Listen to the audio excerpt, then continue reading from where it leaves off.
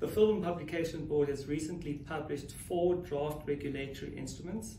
for public comment in the Government Gazette. The publication happened on the 6th of January 2023, and it's on that basis we now seek the public's inputs and comments so that we can provide a better context and understanding of how we're going to finalize those draft regulatory instruments. It's important to note that the Films and Publications Act was recently amended, and these 4 draft regulatory instruments were promulgated and developed by the Film and Publication Board to see how best we can give effect to the new amendments that were promulgated in the legislation. The 4 draft regulatory instruments that the Film and Publication Board has developed are the Complaints Handling Procedures, the Enforcement Committee Rules, the Tariff Regulations, which had to be amended to accommodate the amendments,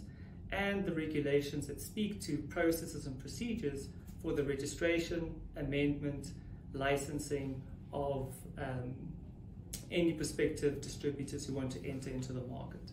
It's important to note that firstly, let's discuss the Enforcement Committee rules. The Enforcement Committee is a specific structure created by the recent amendments to the legislation, and we needed a clear process and procedure so that any matter that's going to be ventilated before the Enforcement Committee can be dealt with in a clear and unambiguous and unproblematic fashion. When we turn then to the Complaints Handling Procedures, because we now have an expanded mandate as the Film and Publication Board, where we have the ability to deal with complaints from the public, we want our public to have the ability to be able to access the Film and Publication Board and know how to lodge complaints, what the process and procedure will be when complaints will be dealt with by the Film and Publication Board. When we turn to the tariff regulations, because the Amendment Act had introduced specific provisions that weren't previously in the Act, we needed to have a tariff regulation that accommodates those new provisions. And the last is obviously, which is more specifically relating to our distributors, about when it comes to processes, procedures for registering, amending registrations,